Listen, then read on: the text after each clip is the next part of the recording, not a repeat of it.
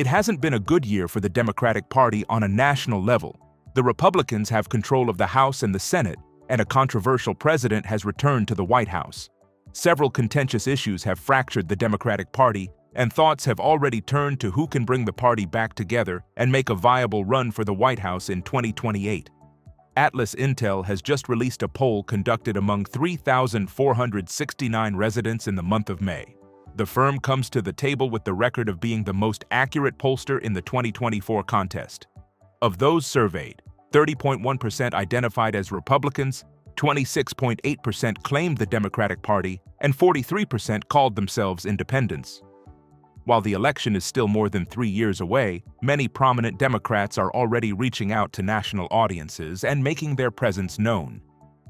Pete Buttigieg is one such potential candidate, and he recently returned to the politically noteworthy state of Iowa to host a town hall.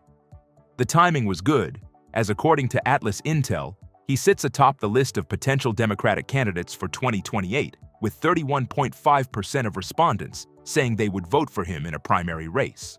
Last time I was in Iowa, last time I was in Cedar Rapids, I was in my previous capacity as secretary bringing a few $1 million from the Biden infrastructure plan to fix up your airport.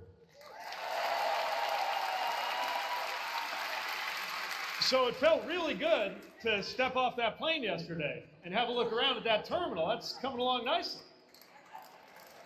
Nice job of that. It's got that new terminal smell that only a former transportation secretary can love.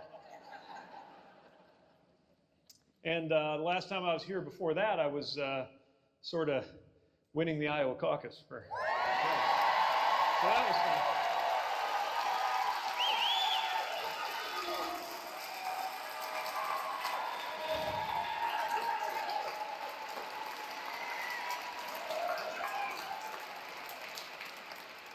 So thanks for that, too. Alexandria Ocasio-Cortez has also been out on the trail, touring with Bernie Sanders on the Fighting Oligarchy tour. Popular among younger voters for her progressive take on politics, Ocasio-Cortez was second in the Atlas survey, with 19.4% of Democrats saying they would support her for a presidential run. We can make a new world, a better country, where we can fight for the dignity of all people. And that dignity looks like living wages, Idaho. It looks like stable housing. It looks like guaranteed health care and respect for all of our differences, no matter who we are or where we come from. Oligarchy or democracy. Boise, we are here today because we choose democracy. We choose freedom. We choose justice. And that means we must choose to out-organize the oligarchy. The former vice president isn't out of the picture either, as 16.6% of the poll's respondents said they would support Kamala Harris if she decided to run again. This places her in the third spot among 14 potential candidates named as possibilities in the next election cycle. Because of your efforts, get this, we raised an historic $1.4 billion, almost $1.5 billion from grassroots supporters alone, the most in presidential campaign history. Nearly 8 million donors contributed an average donation of about $56 to fuel our people-powered campaign. And understand that the work that we did included the work that so many of you here did, which is to talk to first-time voters. Many of you are first-time voters. And to talk about how being involved can make a difference. And that remains true. And that's one of the pieces that I just want us to please take away, that our fight for freedom and for opportunity and for the promise of America, it included, for example, nearly almost 4 million first-time contributors to our campaign because of the work you did of helping people know that they can be engaged and that they're not outside, that they're inside, that we're all in this together. And that work continues. Rounding out the list of potential candidates scoring double-digit percentages in the Atlas Intel poll is Cory Booker, the popular senator from New Jersey who received 10.4% of responses and has been a powerhouse in Democratic politics for some time now. Notably, Booker recently completed a speech of 25 hours and 5 minutes, surpassing the record set by segregationist Strom Thurmond back in 1957. The American people alone, our approach to foreign policy practiced by the president, what the president has done is left our allies feeling abandoned, feeling degraded and insulted.